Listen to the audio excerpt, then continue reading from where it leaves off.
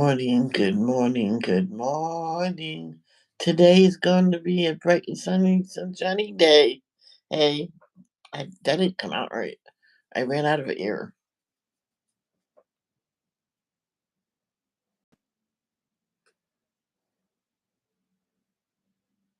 Oh my gosh.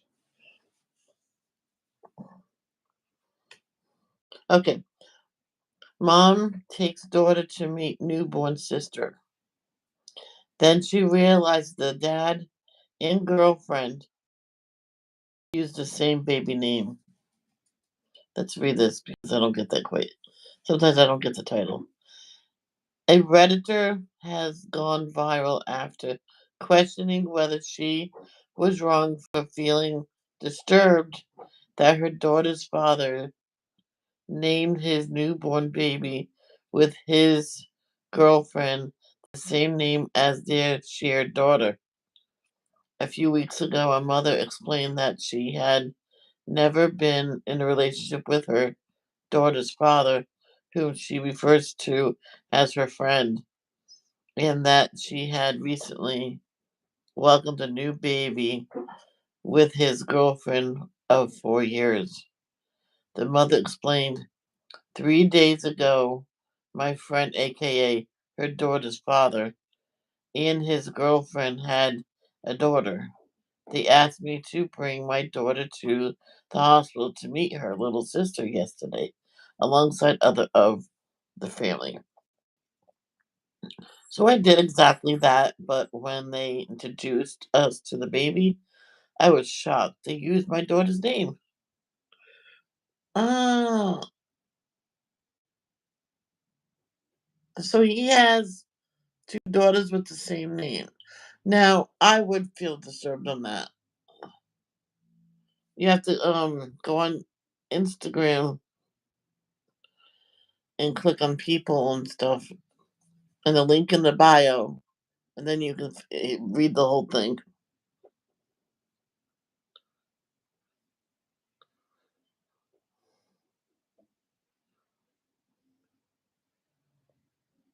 Oh no. Couple whips up wedding in a week after groom's mom receives stage 4 cancer diagnosis. I would do the same thing. Yep. You don't have to have $1 million wedding. Just ask the priest to come to the house. Just, do you have 10 minutes on Saturday around noon? You know what I mean? And there'll be a party after. You just ask everybody dress in white or whatever, dress in black and white. Bring comfortable clothes for after. So after you sat through a surprise wedding, then you get to go change, put your clothes in the car. That's a way to do it so you don't forget it. And then you get to sit through a nice cookout.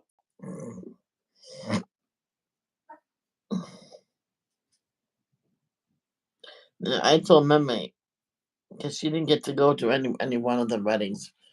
I think she went to Cheryl's, but they just didn't tell me. And one of Cheryl's. But I said, Meme says, whether I elope or what, I'll come and pick you up. You have my word. She was okay. She was just let me know a few minutes before so I can pack. I'm like, okay.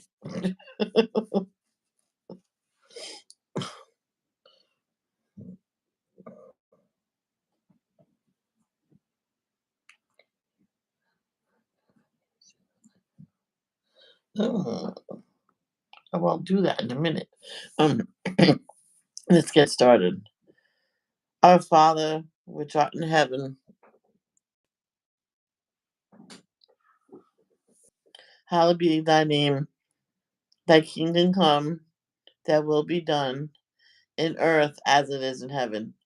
Give us this day our daily bread, and forgive us our trespasses, as we forgive them that trespass against us. And lead us not into temptation, but deliver us from evil. For thine is the kingdom, the power, and the glory, forever and ever. Amen. Thank you, Jehovah, for another beautiful day on your beautiful earth. And thank you for allowing us to wake up today. And Jehovah, thank you for what you did for us in the past. In the past, present, and in the future, what you will do for us in the future. I appreciate everything you have done for us. And I know I have a lot of items, and I understand 100% when it's my time to go up there with you guys. I know that they'll stay here, they'll bless someone else. Says, oh, I like this one, I like this coloring book, I'll take this pencil. Or I like this book, I'll take those markers. You know what I mean? I like that diamond painting, you know. People will take, a whole bunch of people will take my stuff and they'll enjoy it. And Jehovah, please help Danielle with her pain, mental issues, if she has any. Okay? That goes for everybody. A lot of people have mental issues. They just don't like to hear that, oh, that they have them, Took my mom years to realize she had them. And Cindy Lee, help Cindy Lee with her pain. Also help Celine Dion, Toby Keith, Shannon Doherty. And keep my family and friends safe.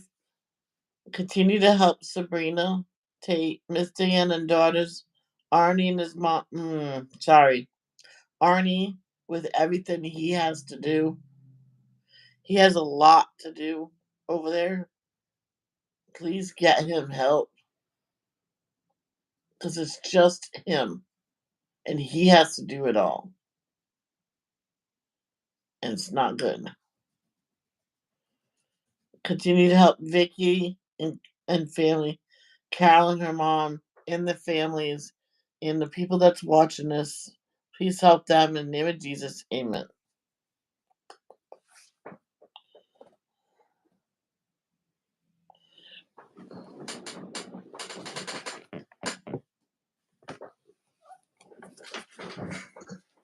How I pick up the dog and she always hops when I'm about to pick her up.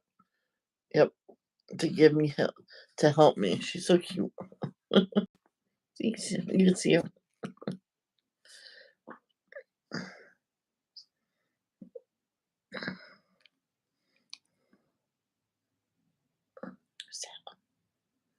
She's looking at the gas station, and I say, "Who's that?"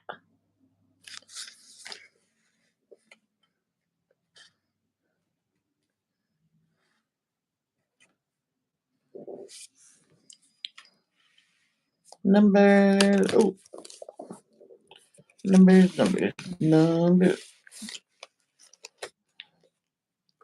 Oh, it would help if I go like that. The Book of Numbers, Chapter 1. Registration of Israel's troops. A year after Israel's departure from Egypt, the Lord spoke to Moses in the tabernacle in the wilderness of Sinai. On the first day of... I just realized what today is. Everybody, a long time ago, something happened. Today is Remembrance Day of 9/11. In my coloring live, I will tell you my 9/11 stories. I have two of them. And that person is in heaven right now because he died. I don't know how many years ago, but I found out just way after he passed away. I'm like, that's not fair, but anyway, they probably didn't know our number. Yeah, I'll tell you later. Second month of that year, he said, from the whole community of Israel, record the names of all the warriors by their clans and families. List all the men 20 years old or older who are able to go to war. You and Aaron must register the troops, and you will be assisted by one family leader from each tribe. These are the tribes and the names of the leaders who will assist you. Reuben, Eliezer, son of Shader. Simeon, Shelemiel, son of Zurishaddai. Judah, Nashon, son of Amminadab. Issachar, Nathanael, son of Zuar. Zebulun, Eliab, son of Helon. Ephraim, son of Joseph. Elishama, son of Ammihud. Manasseh, son of Joseph. Gamaliel, son of Pedazur. Benjamin, Abidan, son of Gideonah. Dan, Ahizar, son of Ammishaddai. Asher, Pagiel, son of Akran. Gad, Eliasaph, son of Duel. Naphtali, Ahira, son of Enan. These are the chosen leaders of the community, the leaders of their ancestral tribes, the heads of the clans of Israel. So Moses and Aaron called together these chosen leaders, and they assembled the whole community of Israel on that very day. All the people were registered according to their ancestry by their clans and families. The men of Israel who were 20 years old or older were listed one by one, just as the Lord had commanded Moses. So Moses recorded their names in the wilderness of Sinai. This is the number of men 20 years old or older who were able to go to war, as their names were listed in the records of their clans and families. Reuben, Jacob's oldest son, 46,500. Simeon, 59,300. Gad, 45,650. Judah, 74,600. Issachar, 54,400. Zebulun, 57,400. Ephraim, son of Joseph, 40,500. Manasseh, son of Joseph, 32,200. Benjamin, 35,400. Dan, 62,700. Asher, 41,500. Naphtali, 53,400. These were the men registered by Moses and Aaron and the 12 leaders of Israel, all listed according to their ancestral descent. They were registered by families, all the men of Israel who were 20 years old or older and able to go to war. The total number was 603,550. But this total did not include the Levites. For the Lord had said to Moses, "Do not include the tribe of Levi in the registration. Do not count them with the rest of the Israelites. Put the Levites in charge of the tabernacle of the covenant, along with all its furnishings and equipment. They must carry the tabernacle and all its furnishings as you travel, and they must take care of it and camp around it. Whenever it is time for the tabernacle to move, the Levites will take it down, and when it is time to stop, they will set it up again. But any unauthorized person who goes too near the tabernacle must be put to death. Each tribe of Israel will camp in a designated area with its own family banner. But the Levites will camp around the tabernacle of the covenant to protect the community of Israel from the Lord's anger. The Levites are responsible to stand guard around the tabernacle." So the Israelites did everything just as the Lord had commanded Moses.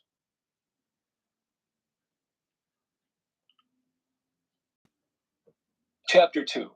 Organization for Israel's camp. Then the Lord gave these instructions to Moses and Aaron.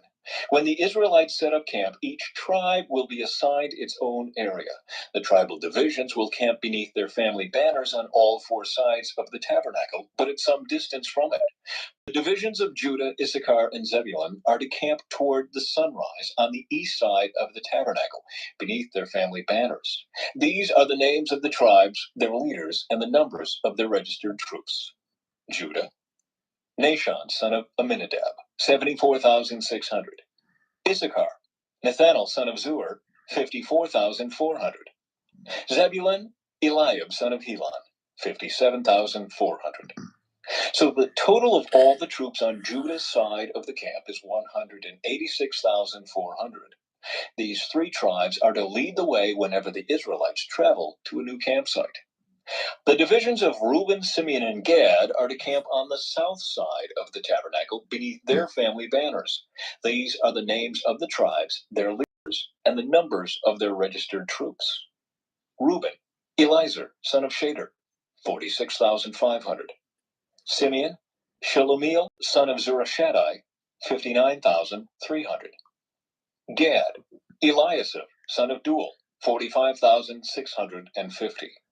So the total of all the troops on Reuben's side of the camp is 151,450. These three tribes will be second in line whenever the Israelites travel. Then the tabernacle carried by the Levites will set out from the middle of the camp. All the tribes are to travel in the same order that they camp, each in position under the appropriate family banner. Oh my God. The divisions of Ephraim, Manasseh, and Benjamin are to camp on the west side of the tabernacle beneath their family banners. These are the names of the tribes, their leaders, and the numbers of their registered troops. Ephraim, Elishama son of Ammihud, 40,500. Manasseh, Gamaliel son of Pedazur, 32,200. Benjamin, Abidan son of Gideoni, 35,400. So the total of all the troops on Ephraim's side of the camp is 108,100. These three tribes will be third in line whenever the Israelites travel. The divisions of Dan, Asher, and Naphtali are to camp on the north side of the tabernacle beneath their family banners. These are the names of the tribes, their leaders, and the numbers of their registered troops. Dan, Ahizar, son of Ammishaddai, 62,700. Asher, Pagiel, son of Achran, 41,500. Naphtali, Ahira, son of Enan, 53,400. So the total of all the troops on Dan's side of the camp is 157,600. These three tribes will be last, marching under their banners whenever the Israelites travel. In summary, the troops of Israel listed by their families totaled 603,550. But as the Lord had commanded, the Levites were not included in this registration. So the people of Israel did everything as the Lord had commanded Moses. Each clan and family set up camp and marched under their banners exactly as the Lord had instructed them.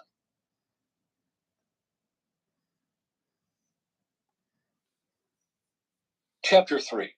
Levites appointed for service. This is the family line of Aaron and Moses, as it was recorded when the Lord spoke to Moses on Mount Sinai. The names of Aaron's sons were Nadab, the oldest, Abihu, Eleazar, and Ithamar.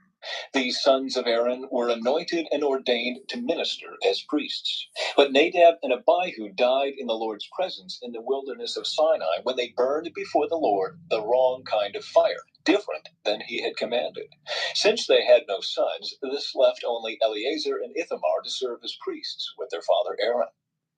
Then the Lord said to Moses, "Call forward the tribe of Levi and present them to Aaron the priest to serve as his assistants.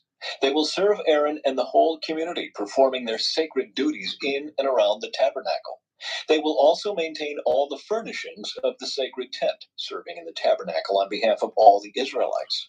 Assign the Levites to Aaron and his sons. They have been given from among all the people of Israel to serve as their assistants. Appoint Aaron and his sons to carry out the duties of the priesthood. But any unauthorized person who goes too near the sanctuary must be put to death." And the Lord said to Moses, "Look, I have chosen the Levites from among the Israelites to serve as substitutes for all the firstborn sons of the people of Israel. The Levites belong to me, for all the firstborn males are mine. On the day I struck down all the firstborn sons of the Egyptians, I set apart for myself all the firstborn in Israel, both of people and of animals. They are mine. I am the Lord." Registration of the Levites.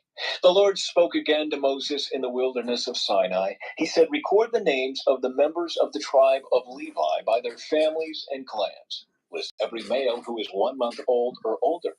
So Moses listed them just as the Lord had commanded. Sorry, guys. Levi had 3 sons, whose names were Gershon, Kohath, and Merari. The clans descended from Gershon were named after 2 of his descendants, Libni and Shimei. The clans descended from Kohath were named after 4 of his descendants, Amram, Izhar, Hebron, and Uzziel. The clans descended from Merari were named after 2 of his descendants, Malai and Mushai. These were the Levite clans listed according to their family groups. The descendants of Gershon were composed of the clans descended from Libni and Shimei. There were 7,500 males 1 month old or older among these Gershonite clans. They were assigned the area to the west of the tabernacle for their camp. The leader of the Gershonite clans was Eliasaph, son of Lael. These 2 clans were responsible to care for the tabernacle, including the sacred tent with its layers of coverings, the curtain at its entrance, the curtains of the courtyard that surrounded the tabernacle and altar, the curtain at the courtyard entrance, the ropes, and all the equipment related to their use. The descendants of Kohath were composed of the clans descended from Amram, Izhar, Hebron, and Uzziel. There were 8,600 males 1 month old or older among these Kohathite clans. They were responsible for the care of the sanctuary, and they were assigned the area south of the tabernacle for their camp. The leader of the Kohathite clans was Elizaphan, son of Uzziel. These 4 clans were responsible for the care of the ark, the table, the lampstand, the altars, the various articles used in the sanctuary, the inner curtain, and all the equipment related to their use. Eleazar, son of Aaron the priest, was the chief administrator over all the Levites, with special responsibility for the oversight of the sanctuary. The descendants of Merari were composed of the clans descended from Malai and Mushai. There were 6,200 males 1 month old or older among these Merarite clans.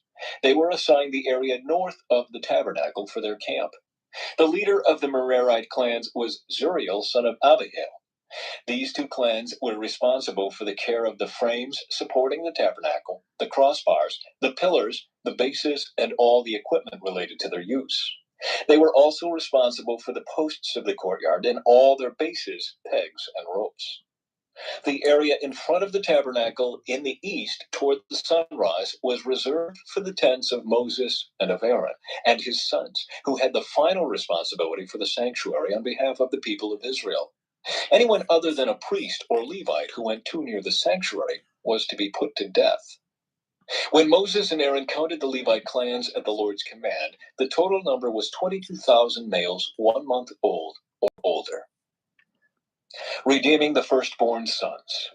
Then the Lord said to Moses, "Now count all the firstborn sons in Israel who are 1 month old or older, and make a list of their names. The Levites must be reserved for me as substitutes for the firstborn sons of Israel. I am the Lord. And the Levites' livestock must be reserved for me as substitutes for the firstborn livestock of the whole nation of Israel." So Moses counted the firstborn sons of the people of Israel, just as the Lord had commanded. The number of firstborn sons who were 1 month old or older was 22,273. Wow. Then the Lord said to Moses, "Take the Levites as substitutes for the firstborn sons of the people of Israel, and take the livestock of the Levites as substitutes for the firstborn livestock of the people of Israel. The Levites belong to me. I am the Lord. There are 273 more firstborn sons of Israel than there are Levites. To redeem these extra firstborn sons, collect 5 pieces of silver for each of them, each piece weighing the same as the sanctuary shekel, which equals 20 gerahs. Give the silver to Aaron and his sons as the redemption price for the extra firstborn sons." So Moses collected the silver for redeeming the firstborn sons of Israel who exceeded the number of Levites. He collected 1,365 pieces of silver on behalf of these firstborn sons of Israel, each piece weighing the same as the sanctuary shekel. And Moses gave the silver for the redemption to Aaron and his sons, just as the Lord had commanded.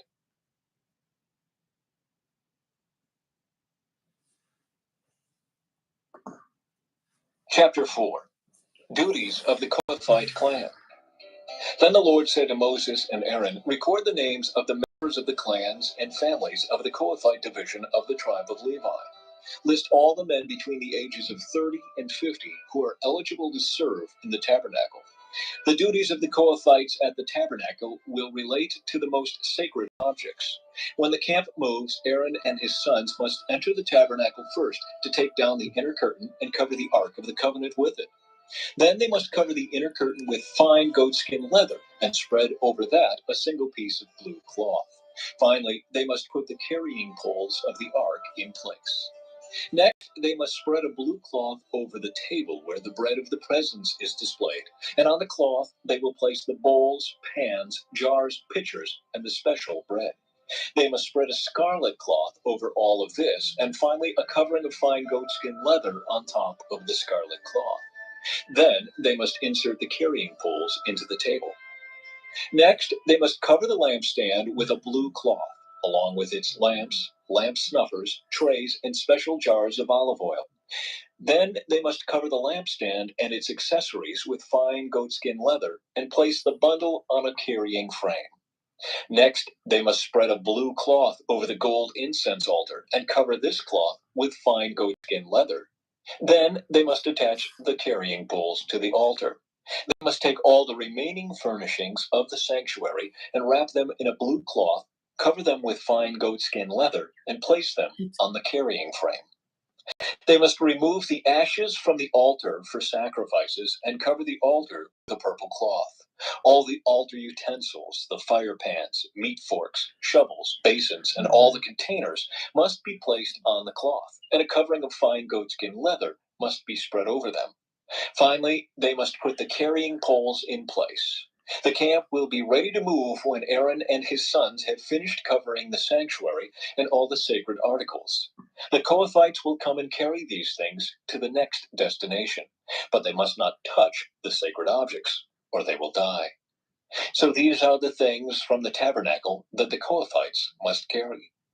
Eleazar, son of Aaron the priest, will be responsible for the oil of the lampstand, the fragrant incense, the daily grain offering, and the anointing oil. In fact, Eleazar will be responsible for the entire tabernacle and everything in it, including the sanctuary and its furnishings. Then the Lord said to Moses and Aaron, "Do not let the Kohathite clans be destroyed from among the Levites. This is what you must do so they will live and not die when they approach the most sacred objects. Aaron and his sons must always go in with them and assign a specific duty or load to each person. The Kohathites must never enter the sanctuary to look at the sacred objects for even a moment, or they will die." Duties of the Gershonite clan. And the Lord said to Moses, "Record the names of the members of the clans and families of the Gershonite division of the tribe of Levi. List all the men between the ages of 30 and 50 who are eligible to serve in the tabernacle. These Gershonite clans will be responsible for general service and carrying loads. They must carry the curtains of the tabernacle itself with its coverings, the outer covering of fine goatskin leather, and the curtain for the tabernacle entrance. They are also to carry the curtains for the courtyard walls that surround the tabernacle and altar, the curtain across the courtyard entrance, the ropes, and all the equipment related to their use. The Gershonites are responsible for all these items. Aaron and his sons will direct the Gershonites regarding all their duties, whether it involves moving the equipment or doing other work. They must assign the Gershonites responsibility for the loads they are to carry. So these are the duties assigned to the Gershonite clans at the tabernacle. They will be directly responsible to Ithamar, son of Aaron the priest. Duties of the Merarite clan. Now record the names of the members of the clans and families of the Merarite division of the tribe of Levi.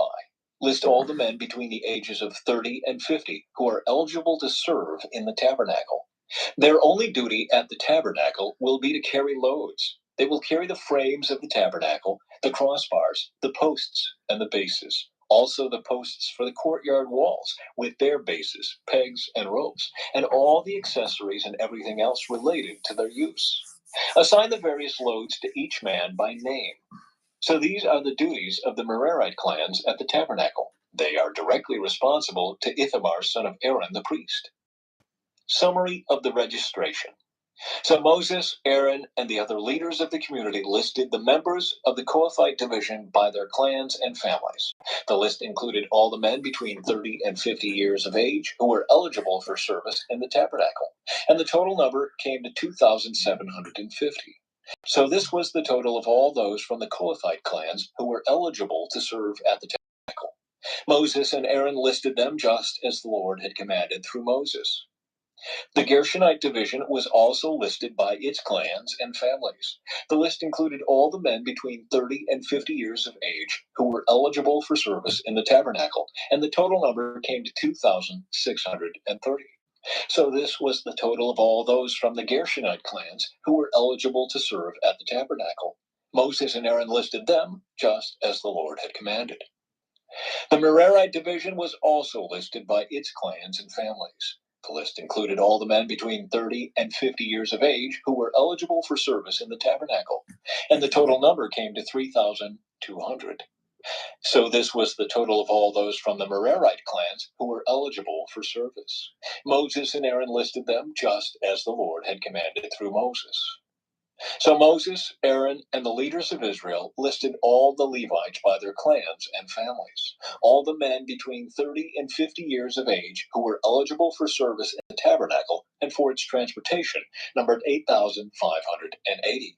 When their names were recorded, as the Lord had commanded through Moses, each man was assigned his task and told what to carry. And so the registration was completed, just as the Lord had commanded Moses.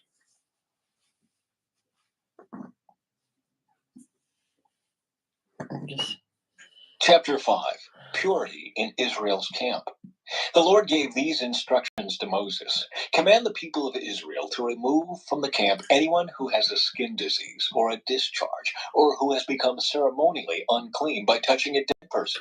This command applies to men and women alike. Remove them so they will not defile the camp in which I live among them. So the Israelites did as the Lord had commanded Moses, and removed such people from the camp. Then the Lord said to Moses, give the following instructions to the people of Israel. If any of the people, men or women, betray the Lord by doing wrong to another person, they are guilty. They must confess their sin and make full restitution for what they have done, adding an additional 20% and returning it to the person who is wronged. But if the person who is wronged is dead, and there are no near relatives to whom restitution can be made, the payment belongs to the Lord and must be given to the priest. Those who are guilty must also bring a ram as a sacrifice, and they will be purified and made right with the Lord. All the sacred offerings that the Israelites bring to a priest will belong to him. Each priest may keep all the sacred donations that he receives.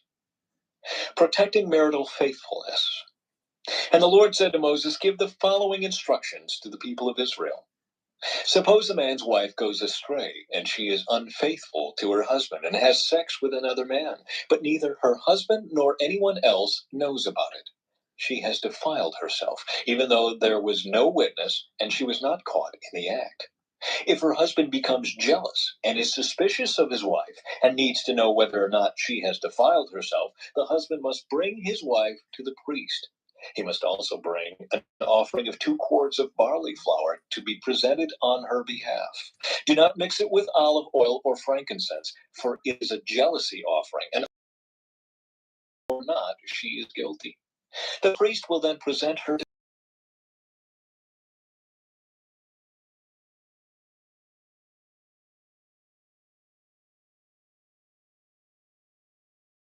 the Lord. He must unbind her hair. Offering of proof, the jealousy offering, to determine whether her husband's justified. The priest will stand before her holding the jar of bitter water that brings a curse to those who are guilty. Will then put the woman under oath and say to her, if no other man has had sex with you, and you have not gone astray and defiled yourself while under your husband's authority, may you be immune from the effects of this bitter water that brings on the curse. But if you have gone astray by being unfaithful to your husband and have defiled yourself by having sex with another man, at this point, the priest must put the woman under oath by saying, may the people know that the Lord's curse is upon you when he makes you infertile, causing your womb to shrivel and your abdomen to swell. Now may this water that brings the curse enter your body and cause your abdomen to swell and your womb to shrivel. And the woman will be required to say, yes, let it be so.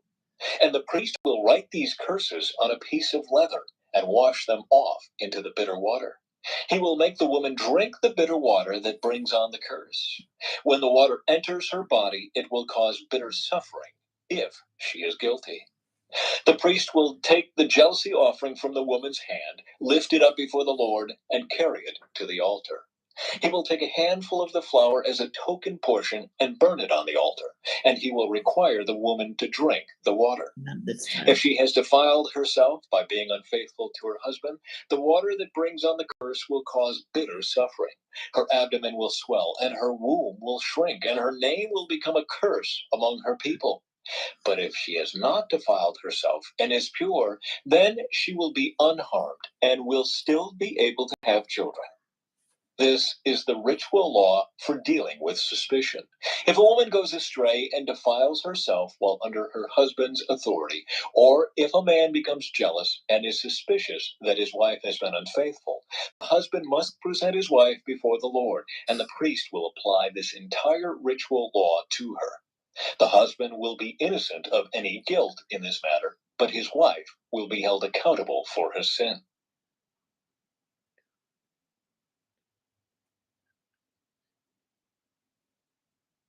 Chapter 6. Nazirite Laws. Then the Lord said to Moses, "Give the following instructions to the people of Israel.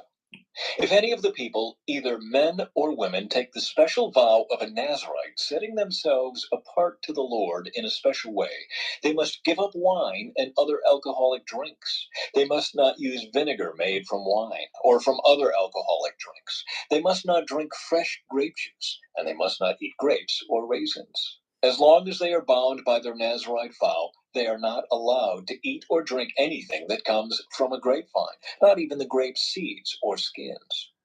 They must never cut their hair throughout the time of their vow, for they are holy and set apart to the Lord. Until the time of their vow has been fulfilled, they must let their hair grow long.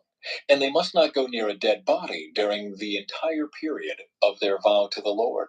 Even if the dead person is their own father, mother, brother, or sister, they must not defile themselves, for the hair on their head is the symbol of their separation to God. This requirement applies as long as they are set apart to the Lord.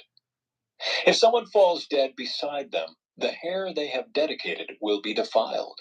They must wait for 7 days and then shave their heads.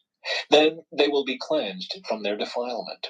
On the 8th day, they must bring 2 turtle doves or 2 young pigeons to the priest at the entrance of the tabernacle. The priest will offer one of the birds for a sin offering and the other for a burnt offering. In this way, he will purify them from the guilt they incurred through contact with the dead body. Then they must reaffirm their commitment and let their hair begin to grow again. The days of their vow that were completed before their defilement no longer count. They must rededicate themselves to the Lord as a Nazirite for the full term of their vow, and each must bring a 1-year-old male lamb for a guilt offering. This is the ritual law for Nazirites. At the conclusion of their time of separation as Nazirites, they must each go to the entrance of the tabernacle and offer their sacrifices to the Lord. A 1-year-old male lamb without defect for a burnt offering. A 1-year-old female lamb without defect for a sin offering. A ram without defect for a peace offering. A basket of bread made without yeast. Cakes of choice flour mixed with olive oil, and wafers spread with olive oil, along with their prescribed grain offerings and liquid offerings. The priest will present these offerings before the Lord, first the sin offering and the burnt offering, then the ram for a peace offering, along with the basket of bread made without yeast. The priest must also present the prescribed grain offering and liquid offering to the Lord. Then the Nazirites will shave their heads at the entrance of the tabernacle. They will take the hair that had been dedicated and place it on the fire beneath the peace offering sacrifice. After the Nazirite's head has been shaved, the priest will take for each of them the boiled shoulder of the ram, and he will take from the basket a cake and a wafer made without yeast. He will put them all into the Nazirite's hands. Then the priest will lift them up as a special offering before the Lord. These are holy portions for the priest, along with the breast of the special offering and the thigh of the sacred offering that are lifted up before the Lord.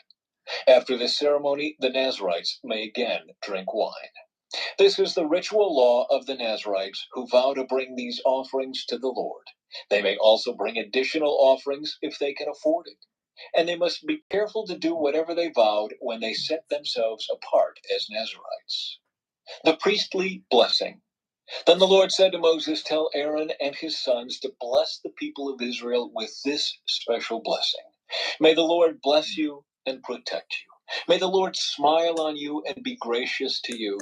May the Lord show you his favor and give you his peace." Whenever Aaron and his sons bless the people of Israel in my name, I myself bless them. Yes.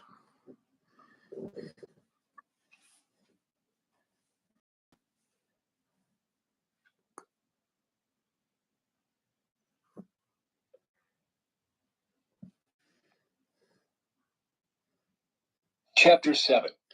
Offerings of Dedication. On the day Moses set up the tabernacle, he anointed it and set it apart as holy. He also anointed and set apart all its furnishings and the altar with its utensils. Then the leaders of Israel, the tribal leaders who had registered the troops, came and brought their offerings. Together they brought 6 large wagons and 12 oxen. There was a wagon for every 2 leaders and an ox for each leader. They presented these to the Lord in front of the tabernacle. And the Lord said to Moses, "Receive their gifts, and use these oxen and wagons for transporting the tabernacle. Distribute them among the Levites according to the work they have to do." So Moses took the wagons and oxen and presented them to the Levites. He gave 2 wagons and 4 oxen to the Gershonite division for their work, and he gave 4 wagons and 8 oxen to the Merarite division for their work. All their work was done under the leadership of Ithamar, son of Aaron the priest. But he gave none of the wagons or oxen to the Kohathite division, since they were required to carry the sacred objects of the tabernacle on their shoulders. The leaders also presented dedication gifts for the altar at the time it was appointed. They each placed their gifts before the altar. The Lord said to Moses, "Let one leader bring his gift each day for the dedication of the altar." On the first day, Nahshon, son of Amminadab, leader of the tribe of Judah, presented his offering. His offering consisted of a silver platter weighing 3 1/4 pounds and a silver basin weighing 1 3/4 pounds, as measured by the weight of the sanctuary shekel. These were both filled with grain offerings of choice flour moistened with olive oil. He also brought a gold container weighing 4 ounces, which was filled with incense. He brought a young bull, a ram, and a 1-year-old male lamb for a burnt offering, and a male goat for a sin offering. For a peace offering, he brought 2 bulls, 5 rams, 5 male goats, and 5 1-year-old male lambs. This was the offering brought by Nahshon, son of Amminadab. On the second day, Nathanael, son of Zuar, leader of the tribe of Issachar, presented his offering. His offering consisted of a silver platter weighing 3 1/4 pounds and a silver basin weighing 1 3/4 pounds, as measured by the weight of the sanctuary shekel. These were both filled with grain offerings of choice flour moistened with olive oil. He also brought a gold container weighing 4 ounces, which was filled with incense. He brought a young bull, a ram, and a 1-year-old male lamb for a burnt offering, and a male goat for a sin offering. For a peace offering, he brought 2 bulls, 5 rams, 5 male goats, and 5 1-year-old male lambs. This was the offering brought by Nathanael, son of Zuar. On the third day, Eliab, son of Helon, leader of the tribe of Zebulun, presented his offering. His offering consisted of a silver platter weighing 3 1/4 pounds and a silver basin weighing 1 3/4 pounds, as measured by the weight of the sanctuary shekel.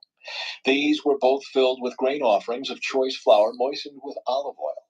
He also brought a gold container weighing 4 ounces, which was filled with incense. He brought a young bull, a ram, and a 1-year-old male lamb for a burnt offering, and a male goat for a sin offering. For a peace offering, he brought 2 bulls, 5 rams, 5 male goats, and 5 1-year-old male lambs. This was the offering brought by Eliab, son of Helon. On the fourth day, Eliezer, son of Shader, leader of the tribe of Reuben, presented his offering. His offering consisted of a silver platter weighing 3 1/4 pounds and a silver basin weighing 1 3/4 pounds, as measured by the weight of the sanctuary shekel. These were both filled with grain offerings of choice flour moistened with olive oil. He also brought a gold container weighing 4 ounces, which was filled with incense. He brought a young bull, a ram, and a 1-year-old male lamb for a burnt offering, and a male goat for a sin offering. For a peace offering, he brought 2 bulls, 5 rams, 5 male goats, and 5 1-year-old male lambs. This was the offering brought by Eliezer, son of Shader. On the fifth day, Shelemiel, son of Zurishaddai, leader of the tribe of Simeon, presented his offering. His offering consisted of a silver platter weighing 3 1/4 pounds and a silver basin weighing 1 3/4 pounds, as measured by the weight of the sanctuary shekel. These were both filled with grain offerings of choice flour moistened with olive oil. He also brought a gold container weighing 4 ounces, which was filled with incense. He brought a young bull, a ram, and a 1-year-old male lamb for a burnt offering, and a male goat for a sin offering. For a peace offering, he brought 2 bulls, 5 rams, 5 male goats, and 5 1-year-old male lambs. This was the offering brought by Shelemiel, son of Zurishaddai. On the sixth day, Eliasaph son of Duel, leader of the tribe of Gad, presented his offering. His offering consisted of a silver platter weighing 3¼ pounds and a silver basin weighing 1¾ pounds, as measured by the weight of the sanctuary shekel. These were both filled with grain offerings of choice flour moistened with olive oil. He also brought a gold container weighing 4 ounces, which was filled with incense. He brought a young bull, a ram, and a 1-year-old male lamb for a burnt offering, and a male goat for a sin offering. For a peace offering, he brought 2 bulls, 5 rams, 5 male goats, and 5 1-year-old male lambs. This was the offering brought by Eliasaph, son of Duel. On the seventh day, Elishama, son of Ammihud, leader of the tribe of Ephraim, presented his offering.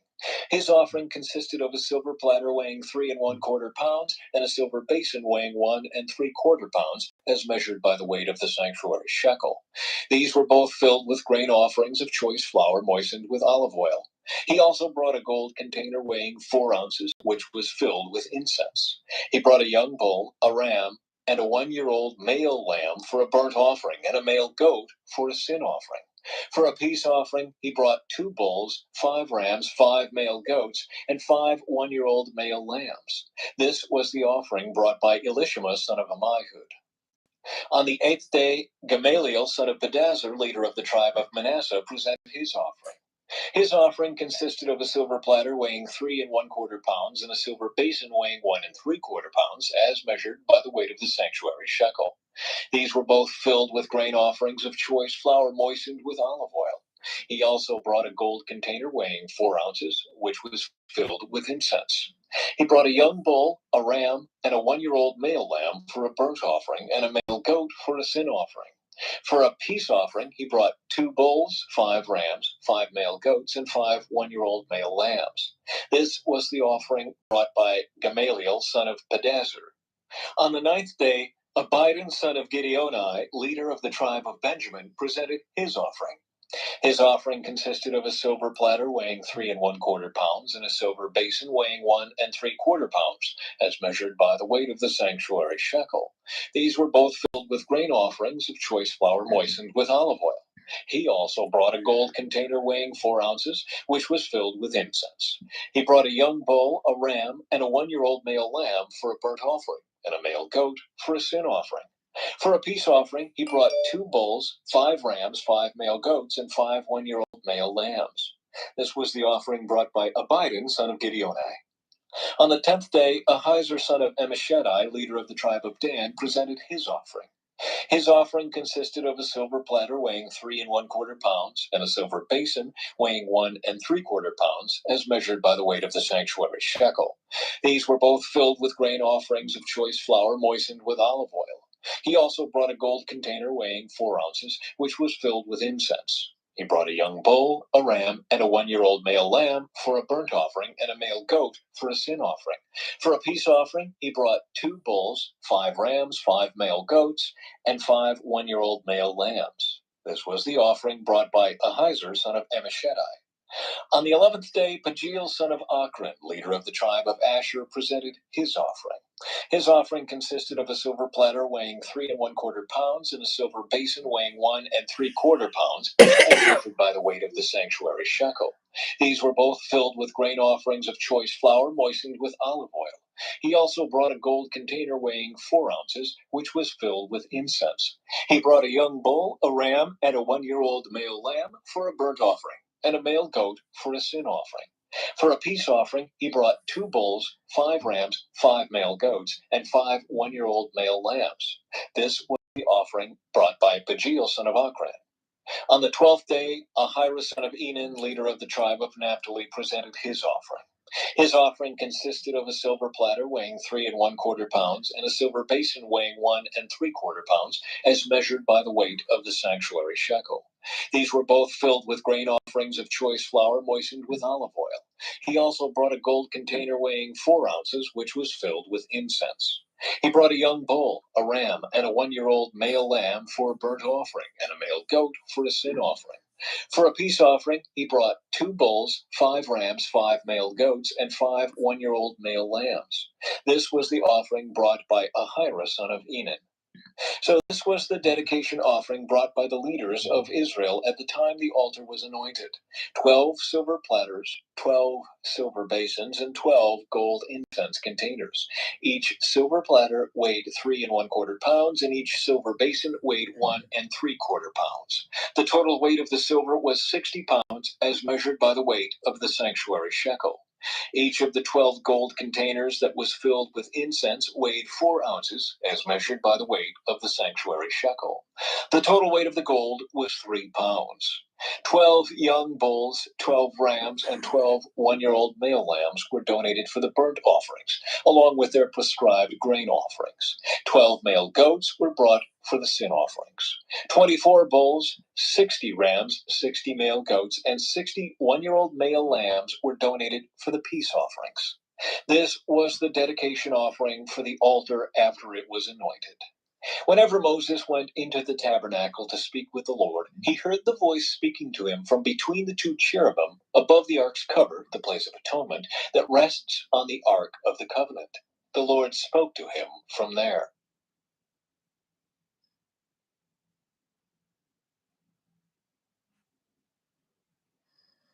Chapter 8. Preparing the lamps. The Lord said to Moses, "Give Aaron the following instructions. When you set up the 7 lamps in the lampstand, place them so their light shines forward in front of the lampstand." So Aaron did this. He set up the 7 lamps so they reflected their light forward, just as the Lord had commanded Moses. The entire lampstand, from its base to its decorative blossoms, was made of beaten gold. It was built according to the exact design the Lord had shown Moses. The Levites dedicated. Then the Lord said to Moses, "Now set the Levites apart from the rest of the people of Israel and make them ceremonially clean. Do this by sprinkling them with the water of purification, and have them shave their entire body and wash their clothing. Then they will be ceremonially clean. Have them bring a young bull and a grain offering of choice flour moistened with olive oil, along with a second young bull for a sin offering. Then assemble the whole community of Israel and present the Levites at the entrance of the tabernacle. When you present the Levites before the Lord, the people of Israel must lay their hands on them. Raising his hands, Aaron must then present the Levites to the Lord as a special offering from the people of Israel, thus dedicating them to the Lord's service. Next, the Levites will lay their hands on the heads of the young bulls. Present one as a sin offering and the other as a burnt offering to the Lord, to purify the Levites and make them right with the Lord. Then have the Levites stand in front of Aaron and his sons, and raise your hands and present them as a special offering to the Lord. In this way, you will set the Levites apart from the rest of the people of Israel, and the Levites will belong to me. After this, they may go into the tabernacle to do their work, because you have purified them and presented them as a special offering. Of all the people of Israel, the Levites are reserved for me. I have claimed them for myself in place of all the firstborn sons of the Israelites. I have taken the Levites as substitutes. For all the firstborn males among the people of Israel are mine, both of people and of animals. I set them apart for myself on the day I struck down all the firstborn sons of the Egyptians. Yes, I have claimed the Levites in place of all the firstborn sons of Israel. And of all the Israelites, I have assigned the Levites to Aaron and his sons. They will serve in the tabernacle on behalf of the Israelites and make sacrifices to purify the people, so no plague will strike them when they approach the sanctuary." So Moses, Aaron, and the whole community of Israel dedicated the Levites, carefully following all the Lord's instructions to Moses. The Levites purified themselves from sin and washed their clothes, and Aaron lifted them up and presented them to the Lord as a special offering. He then offered a sacrifice to purify them and make them right with the Lord. After that, the Levites went into the tabernacle to perform their duties, assisting Aaron and his sons. So they carried out all the commands that the Lord gave Moses concerning the Levites. The Lord also instructed Moses, "This is the rule the Levites must follow. They must begin serving in the tabernacle at the age of 25, and they must retire at the age of 50. After retirement, they may assist their fellow Levites by serving as guards at the tabernacle, but they may not officiate in the service. This is how you must assign duties to the Levites."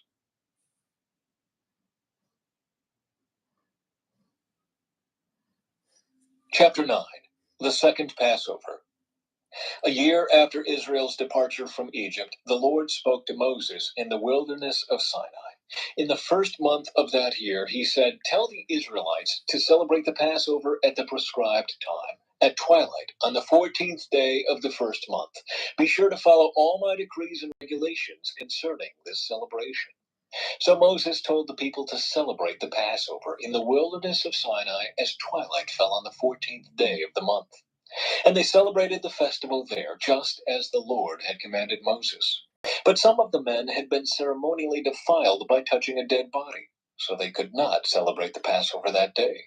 They came to Moses and Aaron that day and said, "We have become ceremonially unclean by touching a dead body, but why should we be prevented from presenting the Lord's offering at the proper time with the rest of the Israelites?" Moses answered, "Wait here until I have received instructions for you from the Lord." This was the Lord's reply to Moses. "Give the following instructions to the people of Israel. If any of the people now or in future generations are ceremonially unclean at Passover time because of touching a dead body, or if they are on a journey and cannot be present at the ceremony, they may still celebrate the Lord's Passover. They must offer the Passover sacrifice 1 month later at twilight on the 14th day of the second month. They must eat the Passover lamb at that time with bitter salad greens and bread made without yeast. They must not leave any of the lamb until the next morning, and they must not break any of its bones. They must follow all the normal regulations concerning the Passover. But those who neglect to celebrate the Passover at the regular time, even though they are ceremonially clean and not away on a trip, will be cut off from the community of Israel. If they fail to present the Lord's offering at the proper time, they will suffer the consequences of their guilt. And if foreigners living among you want to celebrate the Passover to the Lord, they must follow these same decrees and regulations. The same laws apply both to native-born Israelites and to the foreigners living among you. The fiery cloud. On the day the tabernacle was set up, the cloud covered it. But from evening until morning, the cloud over the tabernacle looked like a pillar of fire. This was the regular pattern. At night, the cloud that covered the tabernacle had the appearance of fire.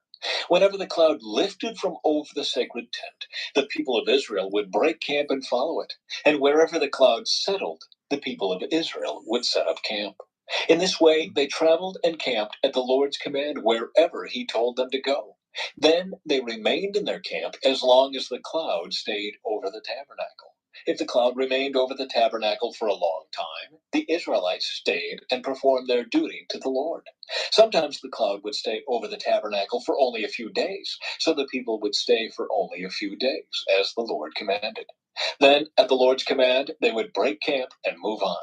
Sometimes the cloud stayed only overnight and lifted the next morning. But day or night, when the cloud lifted, the people broke camp and moved on. Whether the cloud stayed above the tabernacle for 2 days, a month, or a year, the people of Israel stayed in camp and did not move on. But as soon as it lifted, they broke camp and moved on. So they camped or traveled at the Lord's command, and they did whatever the Lord told them through Moses.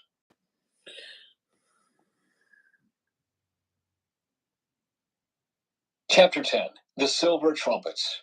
Now the Lord said to Moses, 2 trumpets of hammered silver for calling the community to assemble, and for signaling the breaking of camp. When both trumpets are blown, everyone must gather before you at the entrance of the tabernacle. But if only one trumpet is blown, then only the leaders, the heads of the clans of Israel, must present themselves to you. When you sound the signal to move on, the tribes camped on the east side of the tabernacle must break camp and move forward. When you sound the signal a second time, the tribes camped on the south will follow. You must sound short blasts as the signal for moving on. But when you call the people to an assembly, blow the trumpets with a different signal. Only the priests, Aaron's descendants, are allowed to blow the trumpets. This is a permanent law for you to be observed from generation to generation. When you arrive in your own land and go to war against your enemies who attack you, sound the alarm with the trumpets. Then the Lord your God will remember you and rescue you from your enemies. Blow the trumpets in times of gladness, too, sounding them at your annual festivals and at the beginning of each month. And blow the trumpets over your burnt offerings and peace offerings. The trumpets will remind the Lord your God of his covenant with you. I am the Lord your God. The Israelites leave Sinai. In the second year after Israel's departure from Egypt, on the 20th day of the second month, the cloud lifted from the tabernacle of the covenant. So the Israelites set out from the wilderness of Sinai and traveled on from place to place until the cloud stopped in the wilderness of Paran. When the people set out for the first time, following the instructions the Lord had given through Moses, Judah's troops led the way. They marched behind their banner, and their leader was Nahshon, son of Amminadab. They were joined by the troops of the tribe of Issachar, led by Nathanael, son of Zor, and the troops of the tribe of Zebulun, led by Eliab, son of Helon. Then the tabernacle was taken down, and the Gershonite and Merarite divisions of the Levites were next in the line of march, carrying the tabernacle with them. Reuben's troops went next, marching behind their banner. Their leader was Eliezer, son of Shader. They were joined by the troops of the tribe of Simeon, led by Shelomiel, son of Zurishaddai, and the troops of the tribe of Gad, led by Eliasaph, son of Duel. Next came the Kohathite division of the Levites carrying the sacred objects from the tabernacle. Before they arrived at the next camp, the tabernacle would already be set up at its new location. Ephraim's troops went next, marching behind their banner. Their leader was Elishama, son of Ammihud. They were joined by the troops of the tribe of Manasseh, led by Gamaliel, son of Pedazur, and the troops of the tribe of Benjamin, led by Abidin, son of Gideoni. Dan's troops went last, marching behind their banner and serving as the rear guard for all the tribal camps. Their leader was Ahiezer, son of Ammishaddai. They were joined by the troops of the tribe of Asher, led by Pagiel, son of Achran, and the troops of the tribe of Naphtali, led by Ahira, son of Enan. This was the order in which the Israelites marched, division by division. One day Moses said to his brother-in-law, Hobab, son of Reuel the Midianite, "We are on our way to the place the Lord promised us, for he said, 'I will give it to you. Come with us, and we will treat you well, for the Lord has promised wonderful blessings for Israel.' But Hobab replied, 'No, I will not go. I must return to my own land and family.' 'Please don't leave us,' Moses pleaded. 'You know the places in the wilderness where we should camp. Come, be our guide. If you do, we'll share with you all the blessings the Lord gives us.' They marched for 3 days after leaving the mountain of the Lord, with the ark of the Lord's covenant moving ahead of them to show them where to stop and rest. As they moved on each day, the cloud of the Lord hovered over them. And whenever the ark set out, Moses would shout, 'Arise, O Lord, and let your enemies be scattered. Let them flee before you.' And when the ark was set down, he would say, 'Return, O Lord, to the countless thousands of Israel.'" And that is it. And hey, Carol. Sorry, I'm just seeing you now.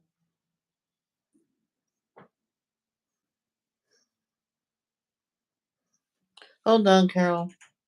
Let me get into the chat. I forgot to get into the chat this whole time.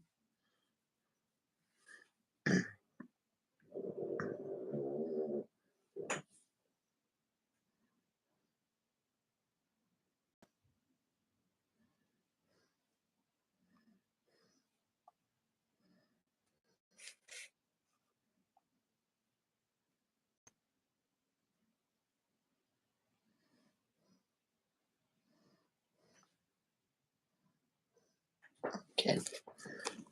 I'm writing them down now, Carol.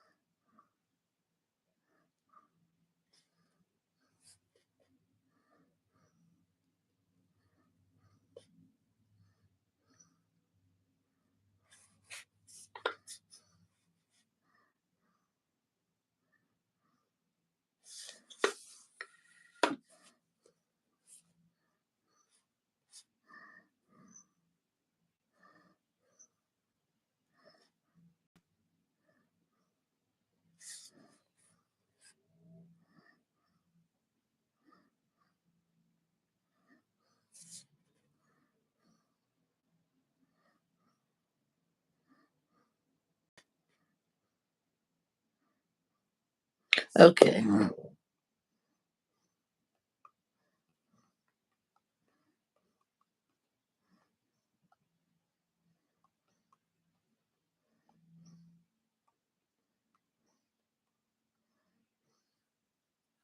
Okay, let's read these.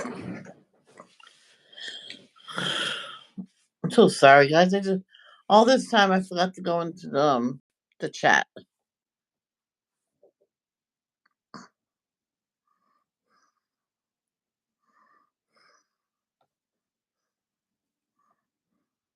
Luke chapter 19,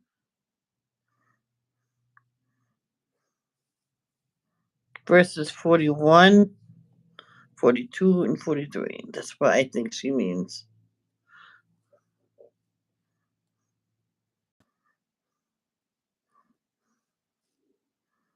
Oh, ooh, my ear. Ow, ow.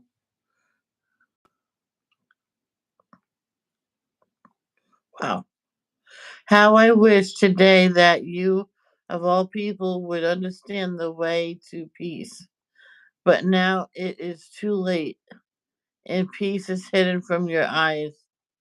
Before long, your enemies will build ramparts against your walls and encircle you and close in on you from every side. Oh, wow.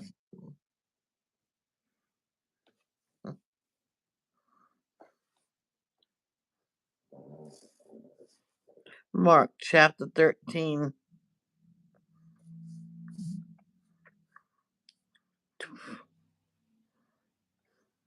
24 through 32.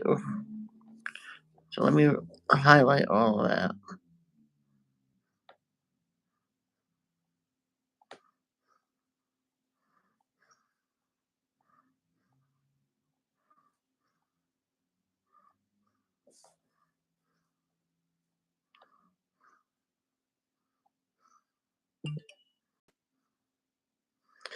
At that time, after the anguish of those days, the sun will be darkened, the moon will give no light, the stars will fall from the sky, and the powers in the heavens will be shaken.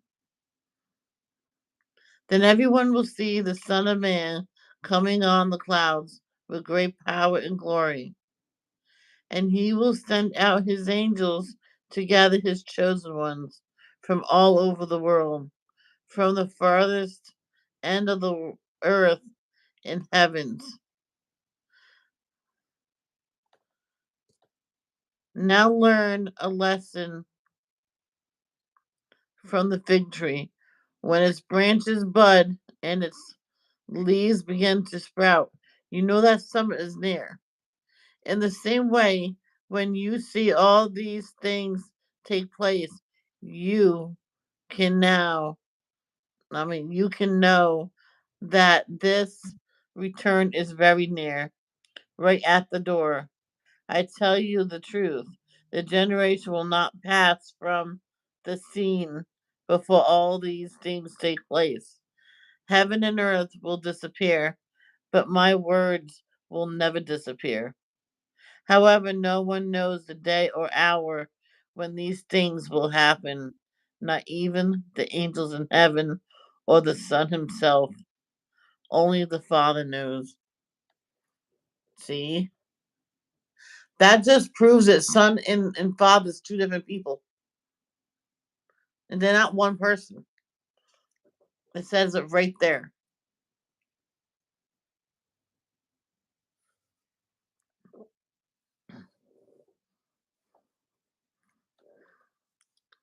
Hebrews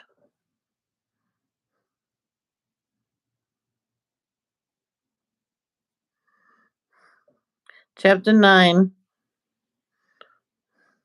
verse 24, 25, 6, 27, 28. Break one. Come on, go. Uh, for Christ did not enter into a holy place made with human hands, which was only a copy of the true one in heaven. He entered into heaven itself to appear now before God on our behalf. And he did not enter heaven to offer himself again and again, like the high priest here on earth who enters the most holy place year after year with the blood of an animal, that if that had been necessary, Christ would have had to die again and again. Ever since the world began, but now once for all time, he has appeared at the end of the age to remove sin by his own death as a sacrifice. In after no, there's no after. And just as each person is destined to die once, and after that comes judgment, so also Christ was offered once for all times as a sacrifice to take away the sins of many people. He will come again, not to deal with our sins, but to bring salvation to all who are eagerly waiting for him. Very good, Carol. Very good.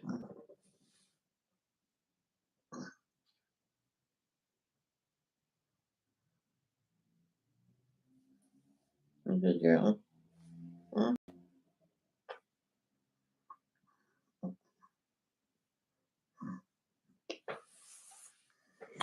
And that is going to be it. I will talk to you later. I'll be live doing something. So, love, don't judge. Peace out.